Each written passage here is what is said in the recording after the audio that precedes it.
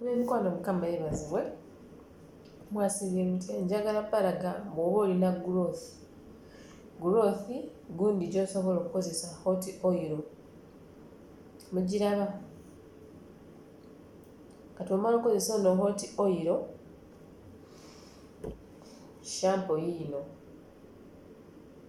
eyamba n'enviiri bambi okula nga mpanvu.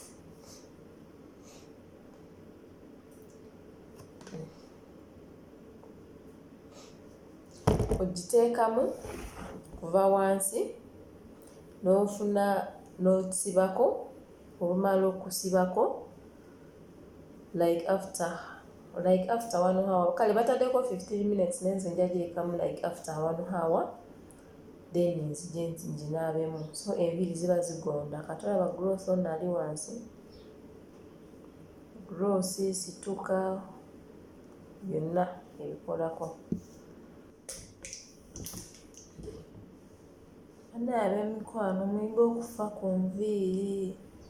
Enviiri bw'oba tozifuddeeko tezikula mangu, naye bw'ozifaako buli kye bagamba n'oteekamu ogenda kulaba ng'ofunyewo ki? Enjawulo. Temuginowalinga bannange.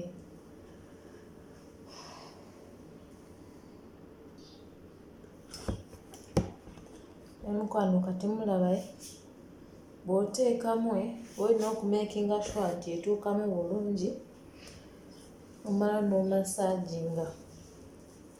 Kati ngenda girekamu like 1 hour, then nja ginaaba. Olaba? Tuuka n'omasaaginga n'olaba nga etuuseemu bulungi. Kati mulaba maze omuteekamu.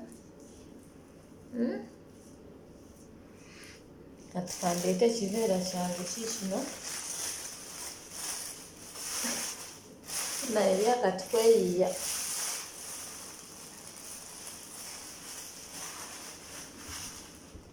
Mukirabye? Kati kino kiyambako ebbugumu, then nja kuzinaabamu nga ziri zonna nga zigonda bulungi. Mala oleeta akakaayako osibeko.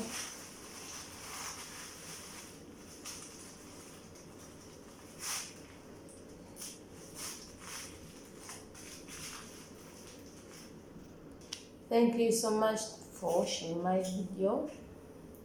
Please subscribe for more videos. Thank you.